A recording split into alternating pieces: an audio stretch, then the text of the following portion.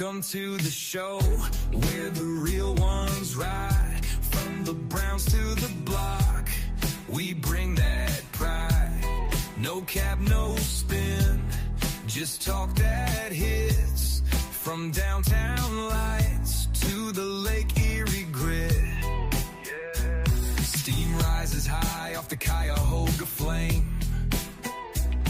In the city of work, we don't play no games. Skyline whispers stories of hustle and grind.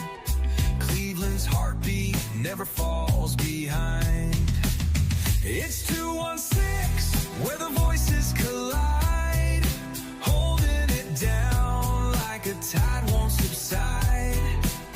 No fluff, just fire, this truth takes flight. Let's get to the facts, yeah, starting tonight.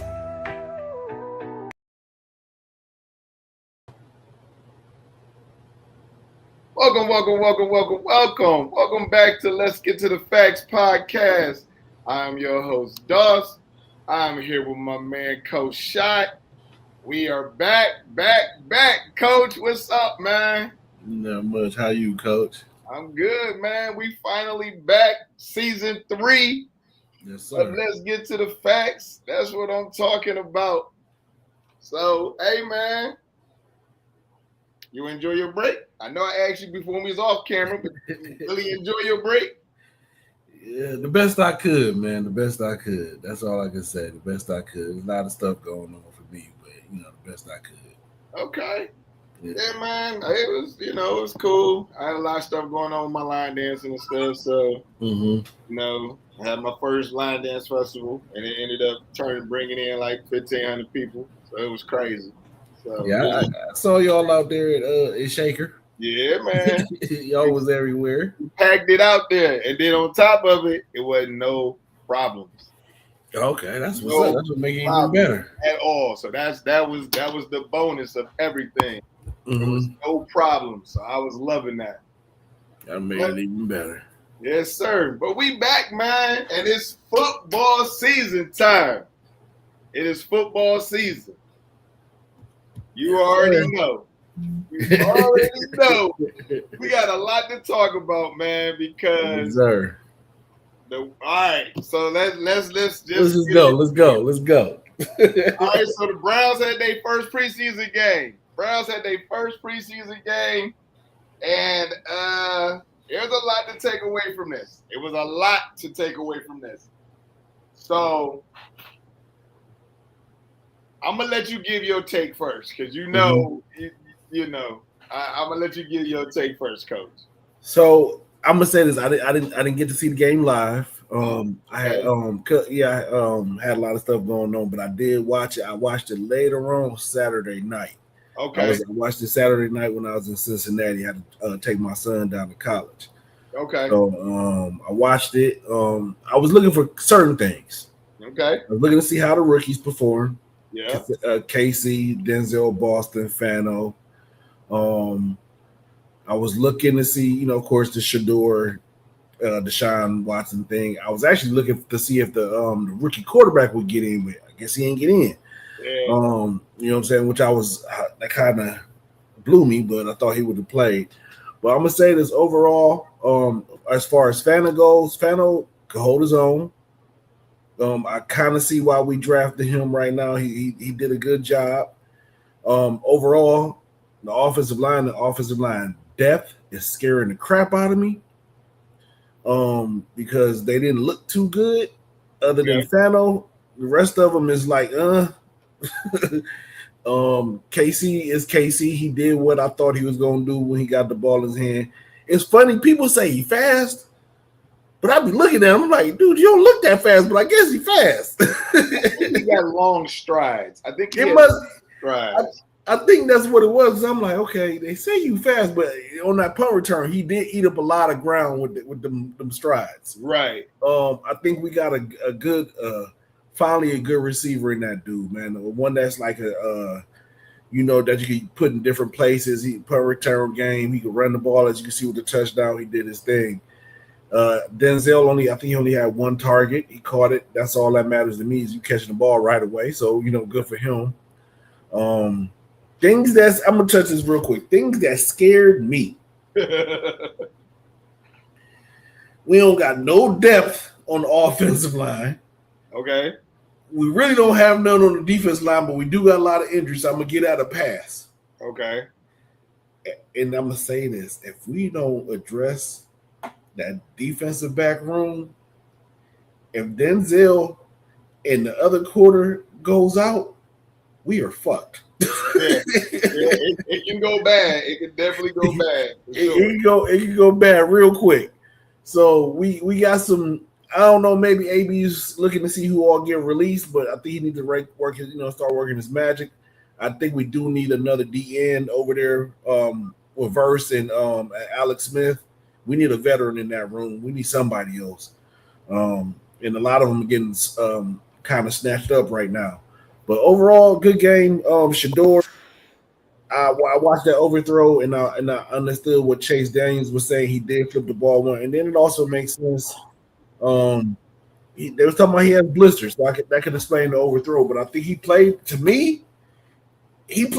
than Deshaun. And the reason why I'm gonna say is I ain't looking at the stats per se. Right. I'm looking at, did you get the ball downfield 10 yards or further? Right. That's what matters to me because that's all the Browns' offense been lately is the 5-10 yard passes. Right. Get it down, and he did. He moved the ball down the field. You know what I'm saying? I know a lot of Cleveland media who I think is going to be the death of Cleveland sports is saying otherwise, is saying Deshaun already got the spot sold up. I don't think so. I mean, honestly. And that's interesting because we're gonna talk about Cleveland media. So whatever you got on that, just hold. Yeah, on. I'm gonna say that. Yeah, but overall, preseason game is just a lot of things we need to clean up. I just don't. Deshaun played all right, but I just don't see the whole hype. You completing 5-10 yard passes. I think his longest pass was 11 yards. Like I need more than that, especially if you're a vet. You know what I'm saying? I just need more. But that you know what I'm saying? Overall, I think they did good, even though they got their tail spanked, but it is what it is. It's preseason. Yeah. All right. Yeah. So my take on the game.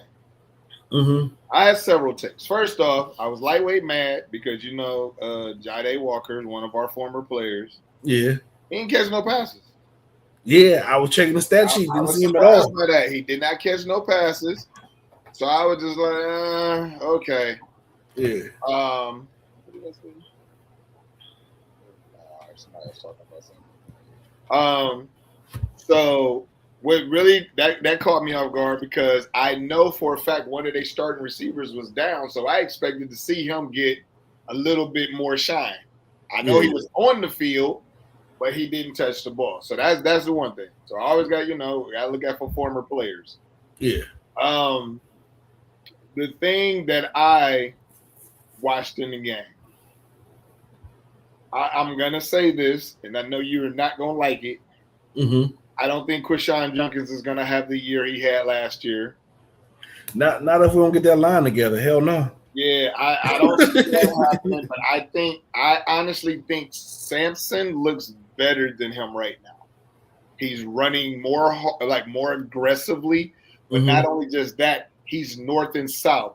Quinshon is still trying to do the one-step bounce. Try to get to the outside type of thing.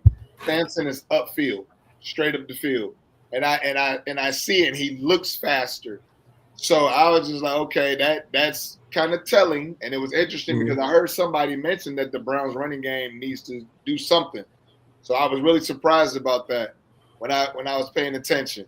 The offensive line is definitely worrisome because one, I couldn't tell if it was a run offense or a pass. Or a run offensive line or a pass offensive line. And it definitely didn't look balanced, but it looked like it held its ground more on the passing than it did on the running. Yeah. So, the dudes being injured, I think a lot of them guys on the offensive line are faking because of the fact that because it's preseason, man. A lot of these veteran dudes don't want to play in preseason games. Mm-hmm. They'll play in the last game because that's the game right before it's time for them to get ready to show who's going to be the real starters. But I think, you know what I'm saying, a lot of these guys are just like, yeah, I don't even feel like playing. Yeah. So, you know what I'm saying?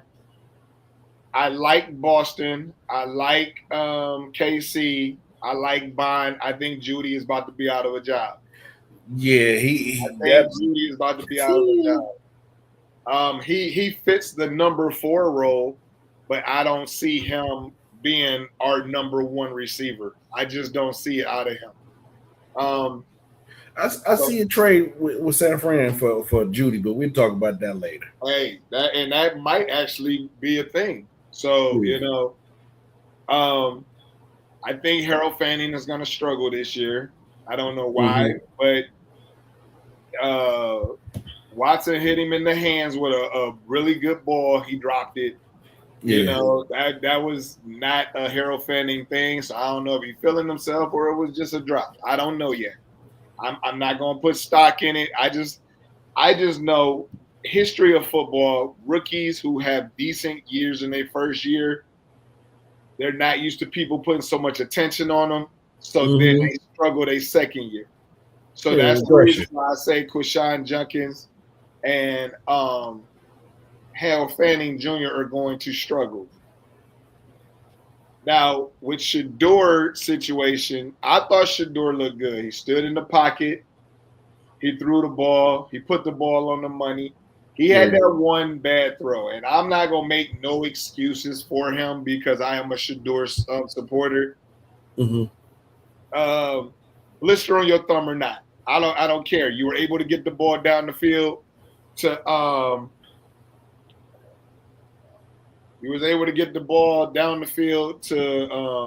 Floria, so you can get the ball down the field to So I don't, you know what I'm saying? I'm not gonna go for those excuses. We're not doing that.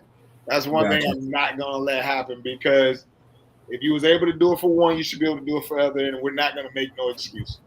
Okay.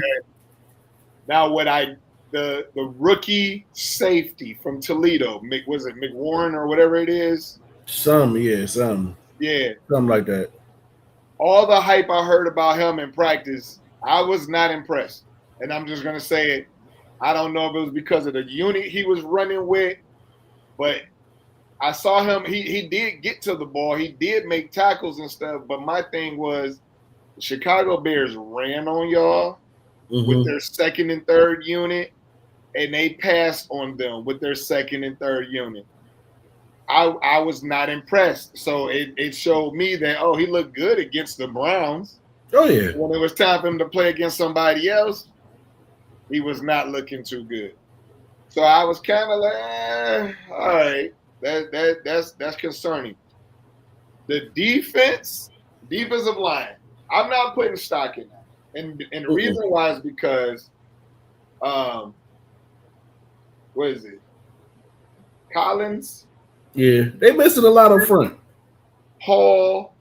Yeah. All of these dudes, Graham, all of these dudes are missing. You know what I'm saying? Schlesinger didn't play. So all of these guys are missing. So I'm not going to put so much stock into what I saw with the defense.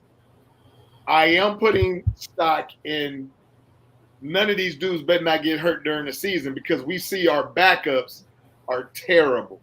Yeah. The backups are terrible. Yeah. And let's see. Deshaun, I did not think Deshaun played a bad game. No, he didn't. I think it was for him to get comfortable, be able to get out there and see can he handle, being a starting quarterback. I don't think what a lot of people are addressing about him was you were out there with the first team, so you should have looked good. You should have looked good. But the moment they switched it out, he fell apart. He didn't have no connections with anybody. Now you fumbling and stuff, just like Shedeur fumbled a snap, but I think that was just nervous energy with him in the center, truthfully. Yeah. But, like that type of stuff, they can fix it, but I don't see why everybody is on the Deshaun Watson hype train. I saw a bunch of quick passes, like you said. So he threw the ball a little bit further than Dylan Gabriel did. That's pretty much it. Yeah, that was it. And so everybody's like, oh, but he was 11 to 15, 126 yards. Yeah, but where's his touchdown shots? Yeah, He didn't. Where did he show he can get the ball down the field? he got most of the thing about it. A lot of those was yards after the catch. You see what I'm saying? Yeah. Like, yeah, you got 126, but you also, when they caught the ball, it was 5 yards in front of the sticks, and they ran for about 5 more. Now I will tell you the one drive I was impressive with. He took him when they got that penalty for tripping. Yeah, and they keep the field goal. That drive I was like that really drive. impressed with. That drive I was really impressed with because he actually got him back and got the first down. Yeah, I definitely like that drive. That drive I was really impressed with. But other than that, man, I don't know what you put on that. You know what I'm saying? I really don't know what you put on that. To me, Coach, you can't put nothing on it. It's preseason. You just basically making sure they wasn't trying to, making the same mistakes that they was making in practice. Right. You know what I'm saying? Like the offense, we've seen it. The offensive line is in shambles. We don't even know who our first unit is. We don't know who the second unit is. Everybody just hurt or they just don't want to play or whatever the situation may be. Because all them dudes we brought over were all veteran players. Yeah. So it's like, what are y'all doing? Yeah, I don't really put no stock in it, man. Honestly, the reason why also is because it's the first preseason game. Yeah. You know what I'm saying? The second, the third one, that's a little bit more stock because that's when your veterans just start playing more and yada yada yada. You know what I'm saying? Yeah. But I don't put too much stock in it, man. It's nah. We'll get on it later, but that Cleveland media shit. But yeah. All right, so let's rate our QBs then. You had to rate them and grade them. What you giving them? I gotta give Shador a low. I want to give him a C plus, but I'm gonna give him a very, very, very the lowest of B minuses possible. Okay. So what'd you give Deshaun then? Deshaun, I'm gonna give him a fuck. I'm gonna have to give him a solid B, just a B. Okay. Yeah. So that's how about you? All right, so I gave Deshaun a B minus C plus. Okay. And I give Shador a C minus. And the reason why I give him a C minus is because of the overthrow and the fumbling of the snap. Now I don't know who's at fault for the fumbling of the snap, but those are things that just can't happen. You know what I'm saying? I think that there were a couple of times when he decided to pull the ball down. He could have ran and scored, and he was super hesitant not to do it. So that's another reason his scrambling looked a little shaky to me. Like he had the opportunity, but he was like, I don't want to have to put the team on my back like this right now, type of deal. I know what you're talking about too, Coach, because I think they want him to be a pocket passer so bad. Yeah, it's in the kid's head. Like nobody said nothing about when Deshaun start drifting out the pocket and running, but when Shador is something different. It's always something different. And then we saw Deshaun try to scramble. He didn't have that burst. No. People was expecting him to have. So I honestly wasn't too, It takes about 2 years to bounce back from Achilles, man. I don't care what nobody talking about that year stuff. It's 2 years, man. Yeah. So you know what I'm saying? He he was out there, man, and he was doing his thing. But like I said, I give a B minus C plus to Deshaun. I'll give a C minus to Shador.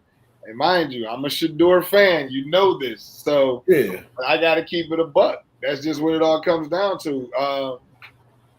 I don't like, though, what I'm hearing is that this week was supposed to be Shador's time to start. Yeah. And against the Buffalo Bills, but I guess they're doing joint practices. Yeah, so Monkey and him and Deshaun are gonna split time. Yeah, so I watched Ty Monkey's interview. So the joint practice with Buffalo, they're gonna split the time. But in the game, it's Shador's start. Right, but my thing is when it came to the Chicago Bears, Mm-hmm. Deshaun Watson got Shedeur Sanders' first string reps that 1 week. Just that one day, and then after that, it went back to normal. Yeah, so I kind of don't like that though, but I mean, I don't. On my sense, sorry, coach. My sense, I don't mind it because you're still trying to figure out who is who, right? And then it also gives you opportunity to say, all right, well, Deshaun, you really can't say nothing because you're gonna get your first team reps against the Bills against their first team defense. So is Shedeur, but only difference is Shedeur is gonna play them on Saturday. Right. You know what I'm saying? So it still gives them an opportunity to look at Deshaun in a sense and look at both of them evenly. But that to me, I ain't really paying that too much attention. It's all about Saturday when the real, right. It ain't real, but the semi-real shit start going. You know what I'm saying? Right. So Shedeur comes out and starts. Shedeur throws 3 touchdown passes. Is he the starting quarterback? It depends on how them stats looking for Deshaun, but you already know, coach. You already know me. I want Shedeur. Right. And there's a part of me that just won't.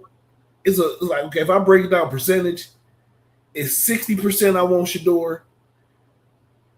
Another 30% I just want a fucking quarterback, and 10% Deshaun. I just want somebody. I got you. You know what I'm saying? That's going to have us winning. So, okay. So then here's the thing I was throwing out to people because obviously everybody starts coming to me about stuff about, the podcast and stuff. So they're like, Deshaun this, Deshaun that. And I said, all right, so let me ask y'all this question. If Deshaun Watson comes out and goes 6 of 11, 70-something yards and an interception, and Shedeur comes out and throws 11 to 15, 150 and 1 touchdown, are they even? Or no, they ain't even. So who becomes the starting quarterback if that's the situation? If they basically flip the stats. I'm sorry, I'm going with the motherfucker that scored the touchdown. Okay. Touchdown win games. You can move up and down the field all you want to and just kick field goals. That's true. But if you ain't scoring no touchdown, that don't mean nothing to me. We seen offenses like that will move up and down the field and we just be in field goal range forever. Okay. I want a quarterback that's gonna move us up and down the field and score some touchdowns. So at the end of the day, if you got 1 touchdown and 1 quarterback versus no touchdown and the pick in that other quarterback, I'm going with the 1 touchdown motherfucker. I'm sorry. So what wins the job for Shedeur this Saturday? What wins it for me is what I'm looking for this Saturday. I'm looking for how the offense operates in and out of the huddle. You know what I'm saying? Try to minimize the penalties. No pregame. Have to direct people. They should know where they need to go. Him moving the ball up and down the field. Trying to minimize them errant throws. And just really him accuracy moving the ball up and down the field. And if we could get in the scoring position, whether it's a couple of touchdowns or a field goal, I just want to look how the offense is operating. Right. I want to see if they got that spark and that juice because it's the first team. If he got it, if he's him, then he's him. Ain't nothing like the Browns. People could try to dim that light, but if he goes out there and shows like he's him, come on, man. Just I got to go with the kid. I heard Todd Monken say at the beginning of the game, he said, "We just want to let it rip." Mm-hmm. Like if you second guessing yourself, that's when bad things happen. Yeah. I don't know if I really believe that's what the mentality was. I don't really feel like that's what the mentality was for, for the quarterbacks. Like Deshaun was started after the first, because the first drive was 3 runs straight. Yeah. And then they let him start throwing the ball after that. But I don't know if it was so much about letting it rip, because in my mind, when I hear let it rip, throw that bitch down the field. Yeah, because he ain't going down. That's what I think about letting it rip. Them 10 5-yard dinks and dunks ain't shit to me. Right. So that's what I was like. I want to see him make it rip also, but he ain't. You ain't doing that. I don't know what we doing. What we talking about out here? Yeah. All right. So now it's time we got to get into it, man. I'm just gonna say Cleveland media has an agenda, and it's a racist agenda. And people will be like, it's not racist because they're going for Deshaun Watson and he's black. Yes, but y'all know that Deshaun Watson is not the answer. So if Deshaun Watson is just in there and he's just doing whatever it is he does, and Shador doesn't shine, that gives you a chance to bring in your great white hope, which is Arch Manning Jr. And I don't even know why y'all. He's just a name. He hasn't proven that he's anything elite. He hasn't proven that he's anything elite in college ball. But y'all, obviously, y'all pick and choose when stats work, because when Shador's stats was better than Fernando Mendoza coming into the NFL, the only stat that Fernando had that Shador didn't was he won the Big Ten championship and the national championship. But stat-wise, Shador Sanders' stats was better than Fernando Mendoza, and stats mattered then, or they didn't matter when Shador had them, but they matter now with Mendoza because he won the championship, but it didn't work because Shador didn't win the championship. So it's like they pick and choose when stats matter. You see what I'm saying? So yeah, that's what I'm saying. So I don't know. It's a racist agenda by Cleveland media. I don't care if it's 92.3 The Fan. We already know that MKC and Al are and is all over the racist agenda. We also know that I've noticed that King Carmen has jumped in on this heavy too.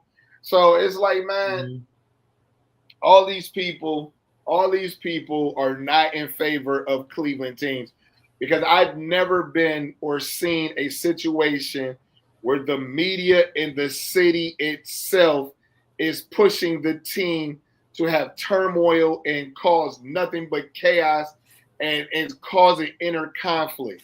So it's getting to the point where they're going to have to just stay to themselves and not even allow certain people to come in and be able to do stuff. I'm gonna say this: when you talked about racism, people may not see it, but it is at this point in time. I'm sorry to say this, but I'm gonna say it. Deshaun, the only reason why they rooting for you is because they don't really like Shador and his dad. They make you the token. They make you the token person. You know what I'm saying? The token black person that they rooting for. Let's be all honest. If Shador was on another team and you had Deshaun, Dylan Gabriel, and another white quarterback, they would be dogging the crap out of Deshaun. They would find everything that they would be saying, oh, his shoulder, he don't got the same zip on the ball. They will find some reason to hate. It's just so that they, to me, it feels like the Browns, and not only the Browns, but the league, and also like I think like ESPN, they have an agenda. They have an agenda to smear Shador because of who his dad is, and that's the only reason. Right. You know what I'm saying? So Moni on TikTok, she said, yeah, but I still don't think they're going to have two start. And Moni, you're right. They probably won't. Shador more than likely is not going to start the season because if you understand the business of football, they're paying Watson a ton of money. Yeah. And so and money speaks over everything in this sport. And that's the one thing. Now, when the bigger money, which is fans starting not coming to the games because they're losing again, that money that they paid Deshaun Watson isn't going to equal to the money that they're going to start losing in that stadium. Mm-hmm. So they'll make a switch real quick. That's the reason why Deshaun got to start in Chicago and not in Cleveland, because they know in Cleveland he gonna get booed. Shador got this. So that's what that is. Now, to start Deshaun in Cleveland would have been damn near. That'd have been the most asinine thing to ever do, to start Deshaun. If they would have played the Bears at home and it was a home game, it's stupid. You got to remember, last time that man was on the field, people was cheering the injury. Yeah. And I'm pretty sure, I'm 100% sure a lot of them ain't changed how they felt from that day until tonight. Exactly. So it would have been the exact same thing. The thing that irritates me about it, as Moni said, she said that Deshaun is already shaking his arm. That's because he hit his hand on somebody's helmet or something like that. Mm-hmm. And Andrew Berry knows it's all about the money. It ain't about, like, we ain't gonna play that game. We're not stupid like that. But the thing that bothered me about with Cleveland media, this is how I know that it's a racist agenda. Dylan Gabriel was out there with the threes. And they're like, oh, Dylan is looking good. He has this many touches. Now, when it was Shador with the threes, he's not even doing anything. Okay, so we're going to make a big deal about him being with the threes. everybody seems to forget that when Shador came out his first preseason game last year against the Carolina Panthers and he started the whole game, he shined out of everybody. Like he outplayed everybody in the quarterback room. But then they turned around and set him up against Philly and the Rams. So, you know, man, they wanted to shut down the hype because they didn't think he was going to do what he did against Carolina. And then it was like, damn, we done created this monster. But now you got Dylan Gabriel out here, and they're like, oh, my God, he looks so good. But when it was Shador running with the threes, he's just running with the threes. Of course he's going to look good. That's how you know it's a racist agenda. But that you don't hear them talking about when Dylan was out there, and like Moni just said, he's sitting up there taking sacks because he saw the people coming, and he dropped it down to the ground. He's still showing that his arm doesn't go no longer than 5 yards. I'm gonna say this. This is one Cleveland media person that I will right now give a shout out to. Other than G. Bush, and what's I forgot the other dude name, man. The other black guy that worked with him with the dreads and Tavis. They always gonna get shout outs from me. Okay. But Earl the Pearl, Earl. Yeah. So, but other than that, like real media, like not no podcast media or nothing like that, but I'm talking about like beat writer Cameron Justice. And the reason why I like Cameron is this. At the end of every practice or almost, you always put together a montage of each quarterback doing what they do. You know what I'm saying? And I watch them, and I watch Dylan Gabriel's, and then I go and read the crap that the other people saying. Right. I'm trying not to mention their names because to me, they're non-motherfucking factors. Excuse my language, TikTok, but they non-factors, okay? Right. They non-factors in my brown sports world. And it don't be matching up. At all. What they be saying and what she puts together on film and puts on her Twitter, it don't be matching up. So I'm like, what are y'all smoking? Because it got to be some good stuff, and can y'all please share? Because it's making y'all see different stuff. And I would like to see different stuff too, because I don't see it. I know. I'm gonna stick to the fact that I said last time. I think she's doing it because she's playing the role of the villain. MKC. Okay, yeah, okay. I'm thinking that she's playing the role of the villain because she's more relevant now than she's ever been in her career. And so now she's jumped into the social media hype and all of this other stuff. So she's the negative person. This is the weird thing, though, Coach. I grew up on reading The Plain Dealer and with her, reading her. That's all. Yeah. Like I remembered. Like that's, you know what I'm saying. That's who I paid attention to. I ain't right. So I'm like, why this? Why now? But I guess, she's probably she got to catch up with the other people. She wants to be, internet famous and clickbait famous and probably want to end up on ESPN talking about the Browns or whatever. I get it. Because the thing that's always so interesting to me is Didi Kikabwala. Yeah. She's a Cleveland reporter. I haven't heard nobody refer to her for anything.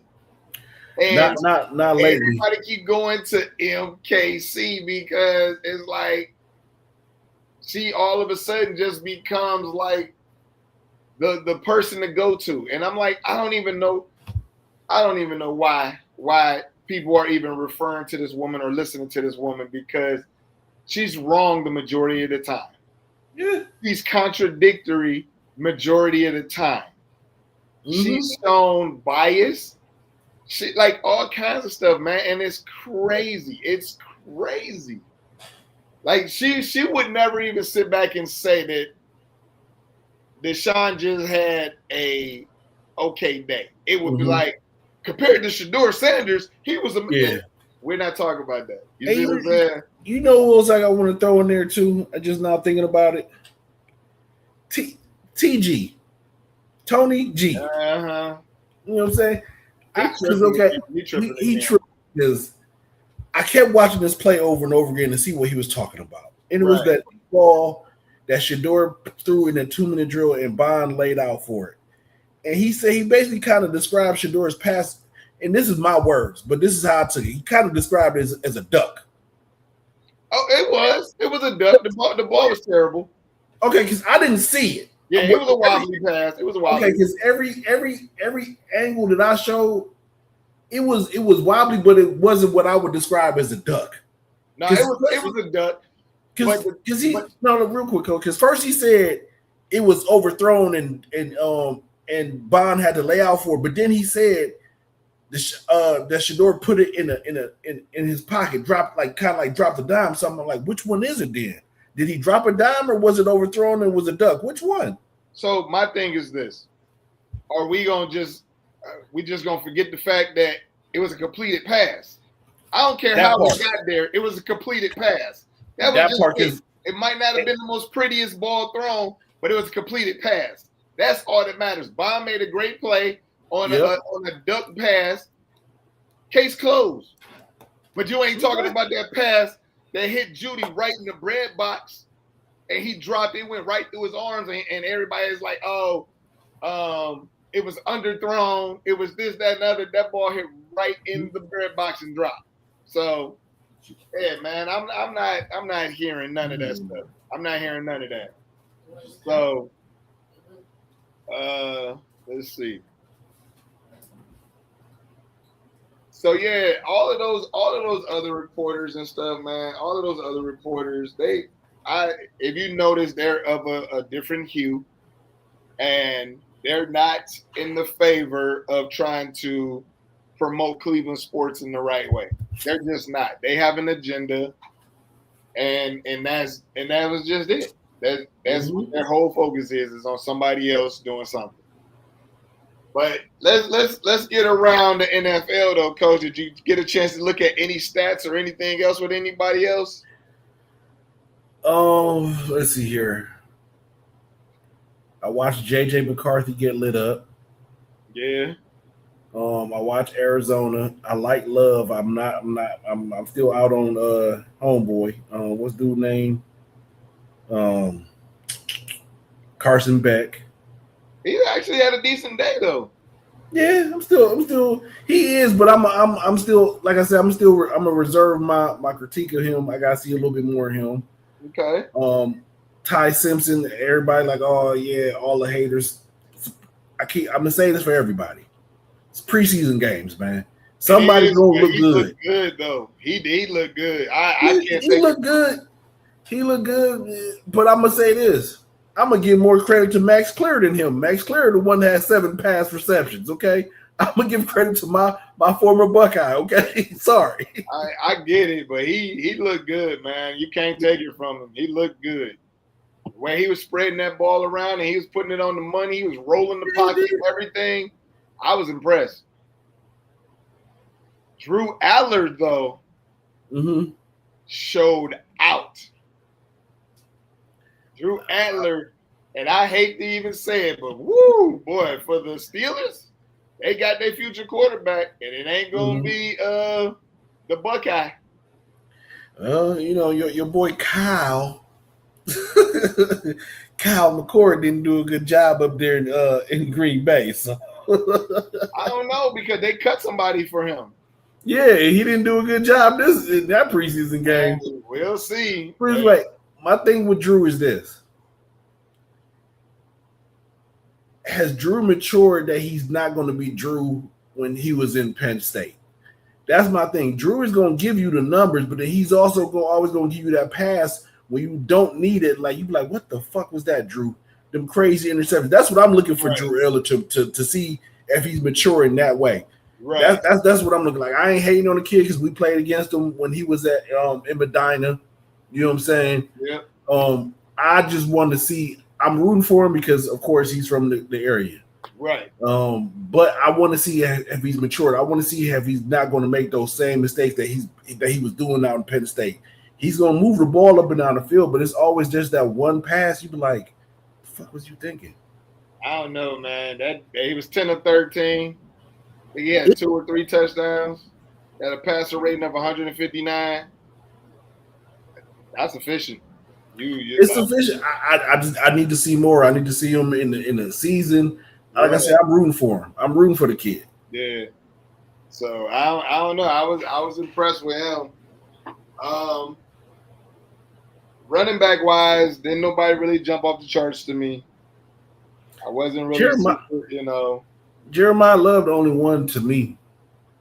See, I didn't get a chance to see him. I just kept seeing reports saying he had a sore ankle. I didn't even think that he played. No, he played. He had a couple spin moves and he did a couple things. I could see where where he might be one of those good running backs. If he stays healthy, he's gonna be cool. But like, that's the only running back that stuck out to me, honestly. Right. Moni says she thinks that Beck looked good. I think that's what she's talking about. She said Beck throws INTs at the bad time. Yeah, he definitely does. Yeah, he does. It's the same thing with Carson Beck and Drew Eller. Like I want to see if y'all mature. Like it's worse for me, Carson Beck, because you was in college for a long time, bro. You should be past that. You should be past that. So it's the same thing. I just want to see how they progress throughout the season. If they start getting playing time or or whatever it may be. What did you think of the number 1 draft pick? Talking about Fernando? Yeah. I don't know, man. I just he played well. I don't think Kirk Cousins is gonna keep that job forever. I don't think that's not the intention. That's not his intention. Well, I mean, not intention. I mean, not like when I mean forever, like I mean not throughout the whole season. Right. You know what I'm saying? I think probably like the first 3 or 4 games, and then it's Mendoza time. He played well. Choking though, right? He got to choke first. Yeah, I think Kirk gonna choke. Okay. You know what I'm saying? But I think what I'm saying.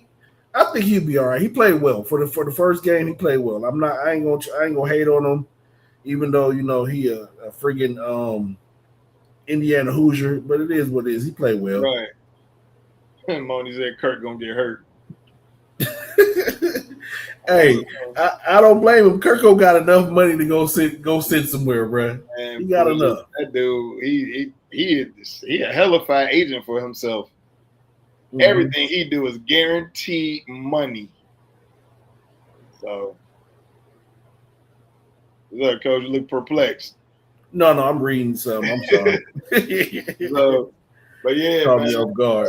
He definitely a good agent for himself, man. So I was just like, all right, well, okay, well, hey, yeah, let's see what happened. Right, we'll definitely see what happened.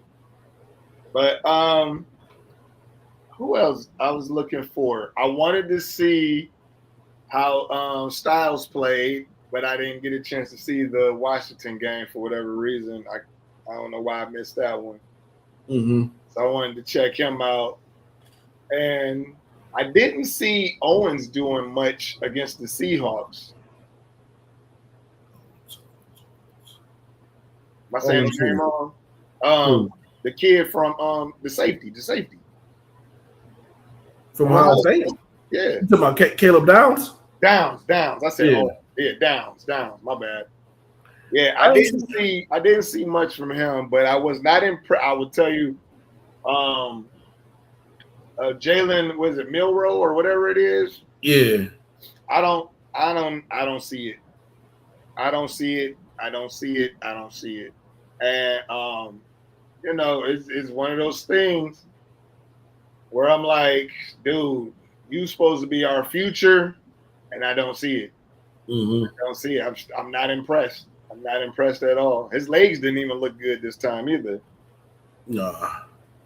She said she's from Seattle. I'm a Seattle fan and a Cleveland fan, so I like that. She said she said Seahawks regress, and I'm from Seattle. So yeah. Yeah, they lost a lot, man, on that side for Seattle, man. Granted, y'all did win the Super Bowl, but y'all lost a lot. Kenneth Walker, y'all lost a lot.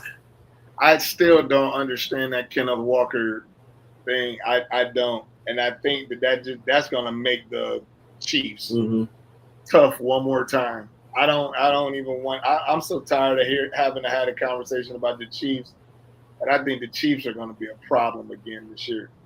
Yeah, I don't. I would say, yeah, I would have to agree because I was about to say no at first because their quarterback still looks like he's a little bit injured. He's favoring that leg, Yeah, but they also are America's favorite team. yeah, So shit different when it comes to that. right. I don't know, man. It's that's I don't know. All right, so we gotta do what we normally do, Coach. We gotta shift into other topics. I'm just gonna Mhm. do this one real quick, and we're gonna move on from this. But here's the one. Now, before on our last podcast, somebody was asking me on TikTok, where do you think LeBron's gonna go? And where did I say he was gonna go? 76ers.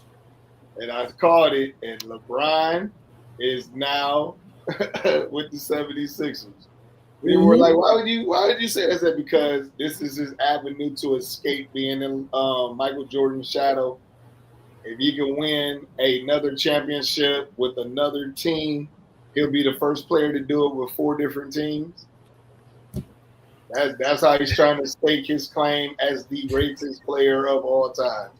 Put it this way, I'm gonna say this: you could win it. You could win it with Jerry Lewis, Ray Lewis, Timbuktu. I don't give a damn. You still not gonna be Jordan. You not the goat to me. I'm sorry. Like to me, I'm just gonna lay out Jordan.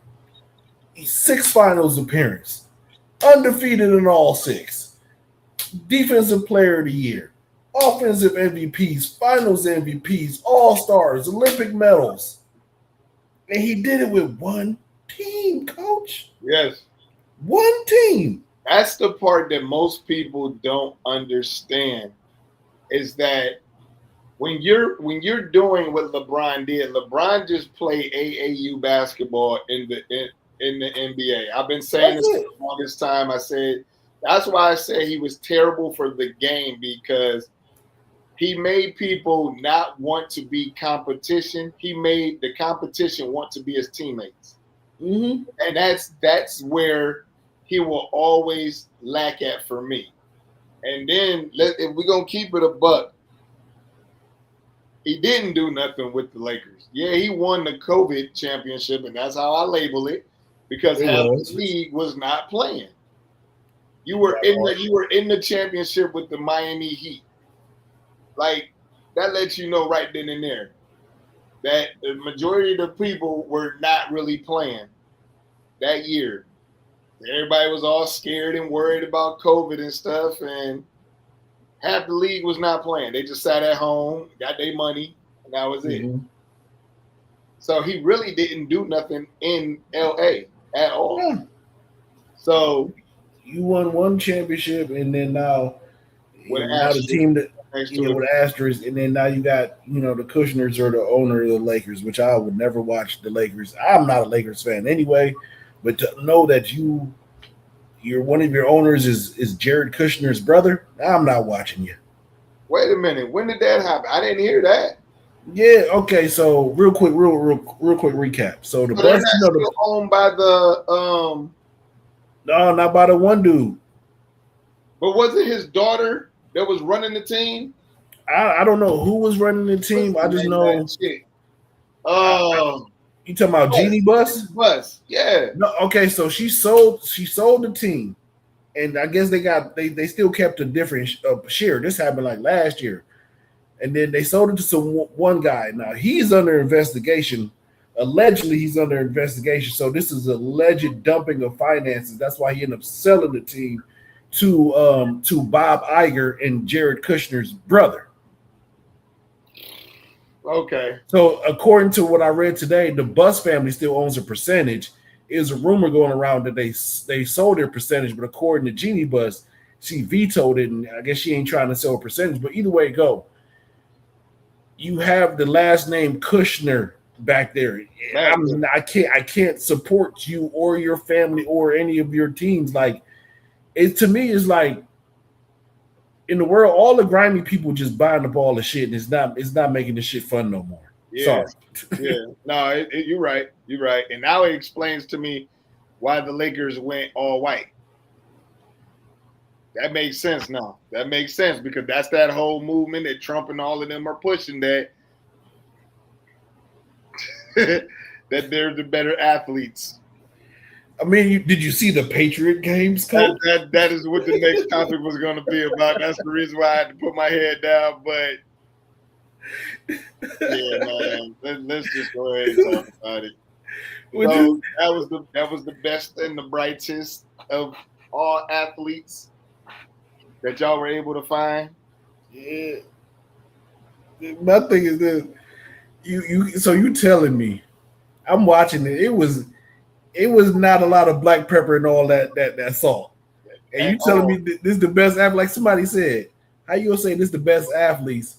And you ain't none of them ranked ain't none of them a 1-star, 2-star, 3-star, none of them.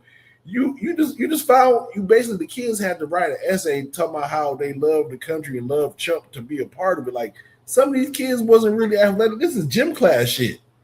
Dude, that would look like the retarded ninja warrior game. Like, I was sitting there and I'm like, kickball? I was like, really? This is like, seriously? That obstacle course was terrible. I told my girl it reminded me of what was that show back in the day when you had what was the name of it, man? It was a real popular show. It had the had the muscle Gladiators. Yeah, American Gladiator. That's what it reminded me of.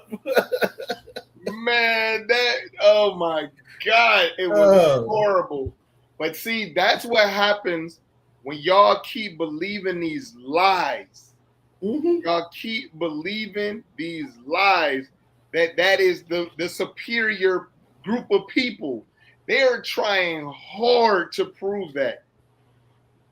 I know a fat, lazy kid, black kid around here right now that will dog every single one of them. Yeah. Like it's like what I was in Cincinnati yesterday, Coach. It was some ESPN channel, man. I don't know what it was. It kind of reminded me of it was a little like the Patriot game. But you had somebody, it was a girl, she was hitting a tennis racket, you had to hit it into a net. You had to throw a football in, one of them circle things. You had to throw a medicine ball. You had to do a whole bunch of stuff. And I'm looking like this, like, so y'all just trying to find anything that y'all could be better at in the moment, because y'all know once we get a hold of this shit, it's a wrap. Coach, I see them they have a bed making competition. They have a mopping competition. I seen them do a mopping relay race. And this is the part I'm gonna kill it right here, Coach. You remember back in the day you had the little horse head attached to the little wooden thing, and you rolled it through your leg. Do you know they got a competition for that? Yeah, I do actually. The fuck?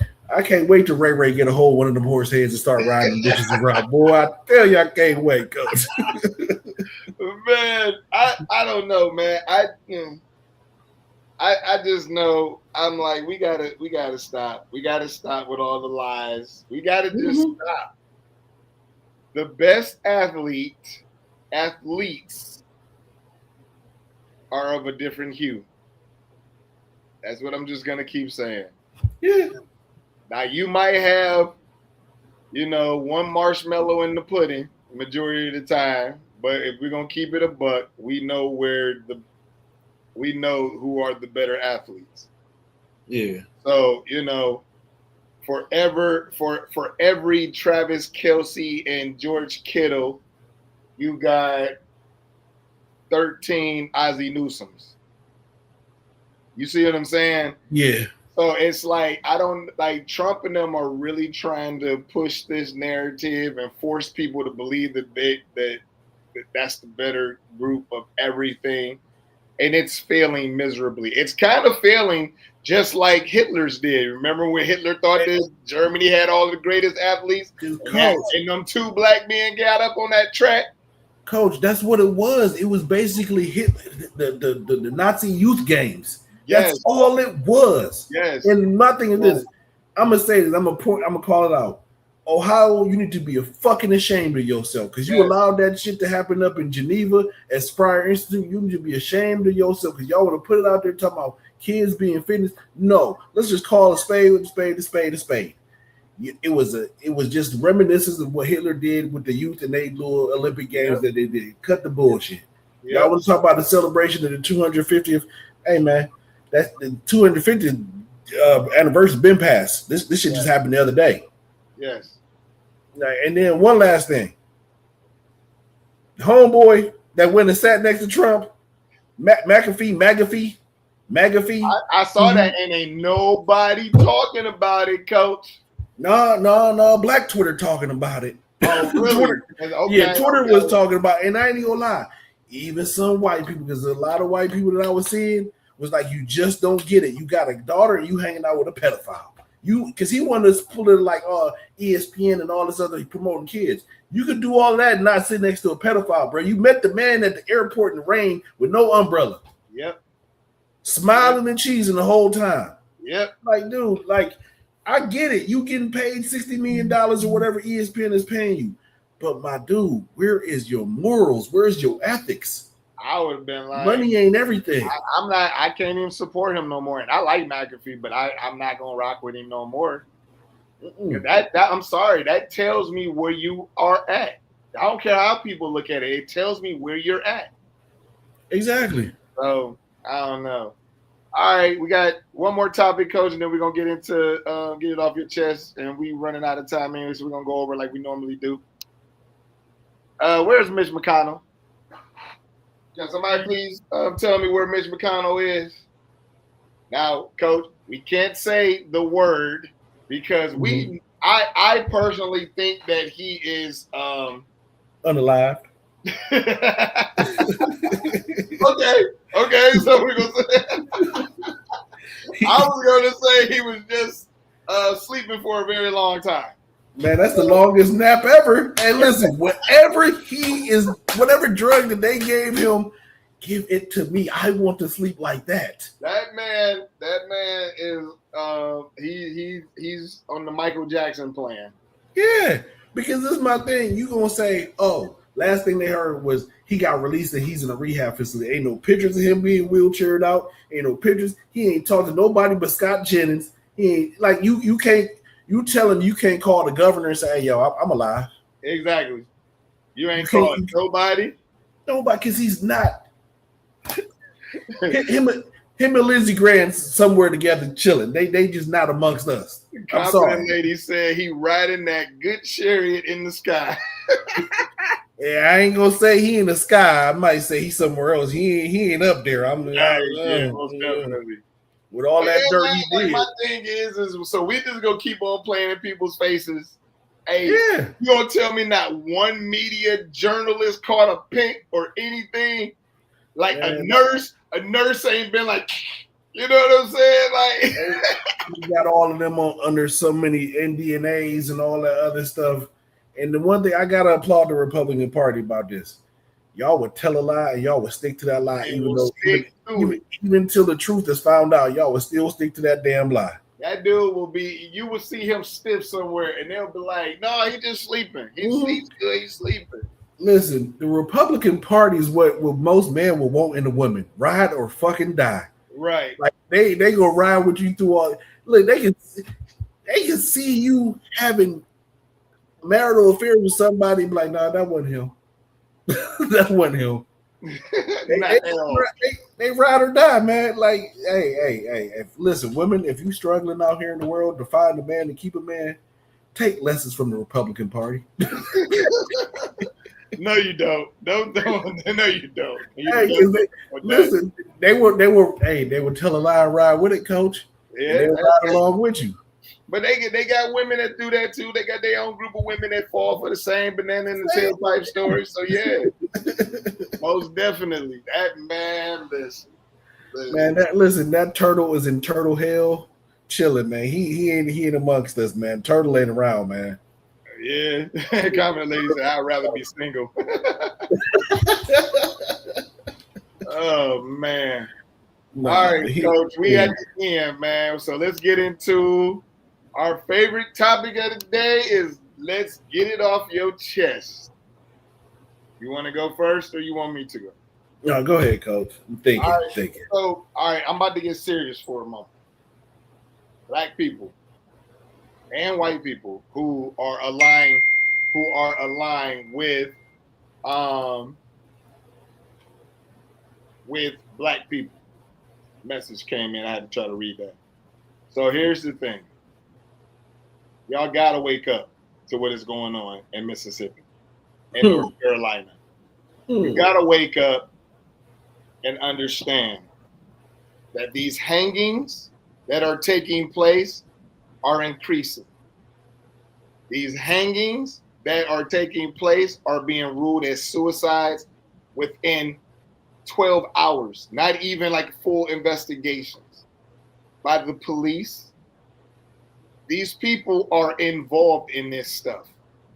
So you got to be aware of what is taking place. Now, I saw a video today, and it made absolute sense to me. It said that what these white supremacists are doing is they're capitalizing or they're taking advantage of black people's niceness. So they know that regardless to what white supremacy has made you think about black people, that we're the violent ones, we're the hyper aggressive ones, we're just more violent than anybody on this country, in this country. They've made you feel this and think this, regardless to the history that has taken place in this country. And you can just read who's been the most violent group of people in this country. What they're doing is they're taking advantage of the fact that they know that if a white person is stranded in somewhat of a black neighborhood, that they will try to pull over to help. Versus if you were a black person in a white neighborhood, you might just get the police called on you. So they know that black people are more helpful. So what they're doing is they're luring black people into situations that's going to allow them to help them. And then they're kidnapping them, and then they're taking them, and then they're hanging them. We got to start being aware of our situations. And I hate to say it, but we just saw what happened to the young man, Nolan Wells. We see all of these other new hangings. Black people don't hang themselves. We know our history. So I need y'all to understand that. Black people don't hang themselves. Nope. Take too much time. For the police to sit back and say, oh, it's an accident, it's suicide, blah, blah, blah. We know that a lot of those people that walk around with those white masks on their faces, the reason why their faces are covered is because they are policemen, firemen, lawyers, teachers, principals, all of that stuff. That's why they cover their face, because if they was really proud and stood on what it was they believed in, they would show their faces. That is the reason why we got to pay attention. These hangings are not suicide. These are lynchings. And nobody is wanting to call it out, and people need to call it out. And we as black people need to start being aware of our surroundings. If you are a white person that is married to a black person, or you're really close with the black community, you got to watch yourself, because that's the society we are in. Believe it or not, we're back in the 50s and 60s. Yeah. We are back in the 50s and 60s, and they're trying to normalize lynchings. That is the reason why these people wear these masks. And we have to stand on business with them. Pretty much. We have to. So I'm going to need y'all to be aware. I'm going to need y'all to have your head on a swivel. And I'm going to tell you, and it's unfortunate, but if it's a person that you think is broken down in your neighborhood or needs some type of assistance in your neighborhood, you're going to have to tell them no. You're going to have to tell them no, especially if they're in a trailer, because you don't know how many people are in that trailer. So I'm just telling you, you're going to have to walk on by. You're going to have to. And it's unfortunate that we have to be like this. But I would hate for my son to try to be a nice kid. Either any of my kids try to be a nice kid and try to help somebody out, and then they lose their lives because people are out here just being nasty and ignorant. Mm-hmm. I would hate that, man. So I'm telling you, we just got to get to that point where we're going to have to just got to protect ourselves. All right, coach, that's mine. So I was wrestling back and forth with mine because mine's just my break from here just been real crazy, man. There's been a lot of life changing events, stuff that happened in my family. I don't want to touch on it because it's still how can I put this? The scab is still healing. I don't think it's gonna ever heal. Okay. You know what I'm saying? But I had a crazy weekend, man. Had to lay my favorite cousin to rest, and then at the same time still be a father/stepfather and be there for my son to move in, and then also had to maneuver, basically not maneuver, but carve out a path, and also paying attention to my daughter's interaction because that's all she knows is her brother. Okay. And then at the same time pay attention to my lady's interaction because that's her firstborn, so I get it.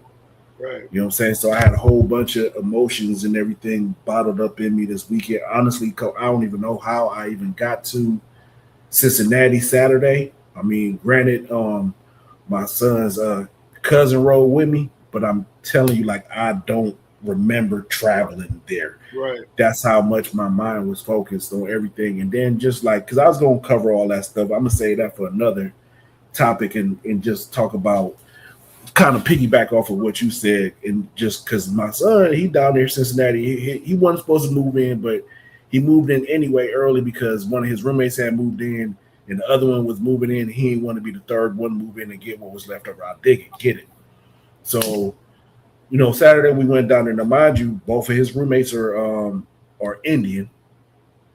You know what I'm saying? First roommate I met him, it seemed like a cool dude, but he focused solely on school. I get it. He's a pre-med student. I get it. But to go off of what you just, this is where I want to tie what you said into this. So his roommates invited him to I think it's like his sisters or something like that, gender reveal party. You know what I'm saying? Mm-hmm. And me being me, I'm like, oh yeah, go. You know what I'm saying? Experience some other cultures and everything. But then at the other side, I got to think like, you the only black boy amongst them. Like you, both of your roommates are Indian.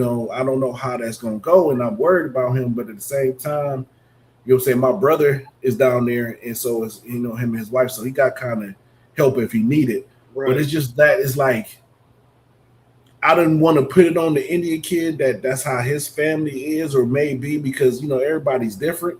Right. You know what I'm saying? But it still got me in the head, like, watch who you around, watch who you maneuver, you know what I'm saying, how you walk and everything like that. Like, his mom had a conversation with him today, because he was like, him and his roommate don't seem like they got much in common because his roommate is so focused on school.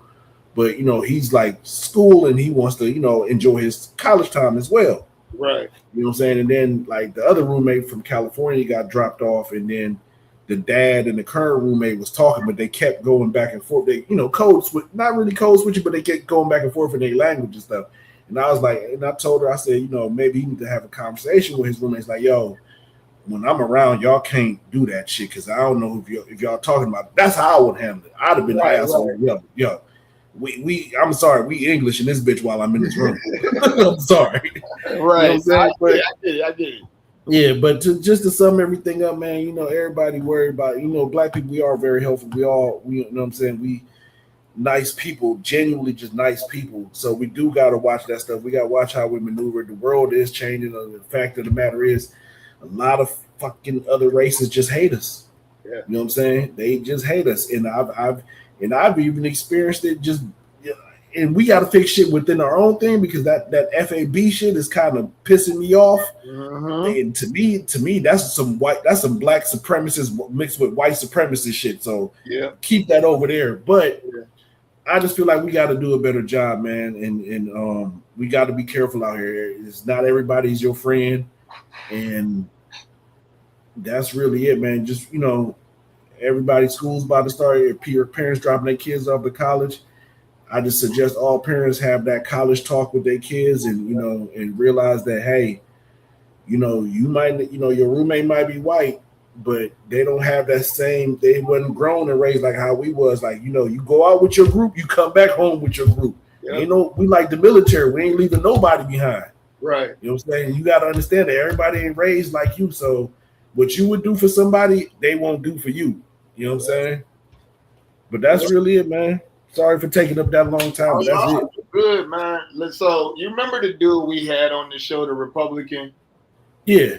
So like, I was gonna bring him back on the show, but he done pissed me off so goddamn bad that I don't even know if I can talk to him. No, man, because I don't know if you saw the Facebook post I put up about the it was with the white lady. She was telling black people to be careful. She called it out and said black people are being lynched. Black people are being lynched. Do you know this? This dude got on my goddamn page and was like, "That ain't happening. That ain't happening. We don't doing it. We don't. She don't have the facts." And I'm sitting there like, she's literally standing up for black people and telling black people to pay attention. And your stupid ass is up in here talking about, nah, that's not it. She don't know what she's talking about. She don't have the facts. You know what, dude?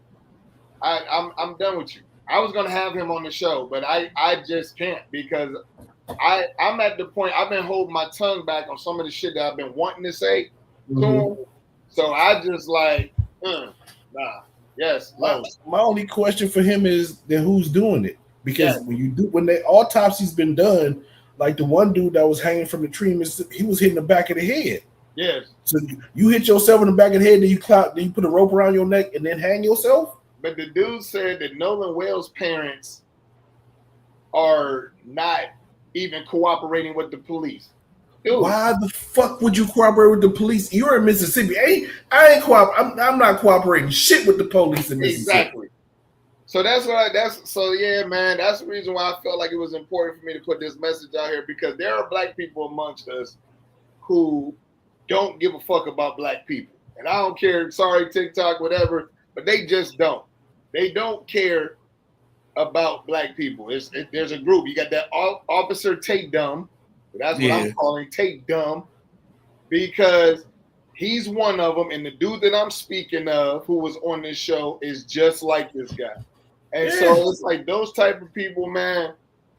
I put them all in them type of people. I put them in the category Stephen A. Smith, Tate Dumb, Byron Donald's old dumb butt. All of them.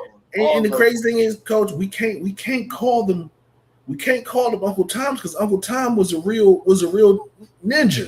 Yeah. So they Sambos. Let's call them what they is. They Sambos, and I forgot the other one. That's who y'all are. Yeah. Y'all ain't nah. Yeah. Y'all they not, man. Listen, those are the type of people that's willing to, they will sell their soul to be adjacent to power, and that's what they doing, man. Exactly. So yeah. All right, y'all. This brings us to the end of our podcast.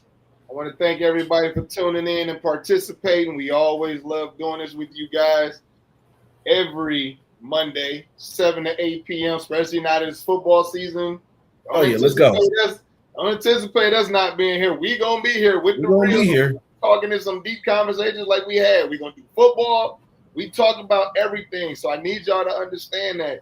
Like we start off with sports, but we get into real world topics, because real world topics need to be discussed. But we got too many people out here that are fronting and playing in people's faces, and yet people are losing their lives in the process. Yes, sir. Keep doing that. So once again, let's get to the Facts Podcast. I'm your host, Doss. I'm here with my man, Coach Shot, every Monday, 7 to 8 p.m. And we'll see y'all next week. All right, y'all. Peace, y'all.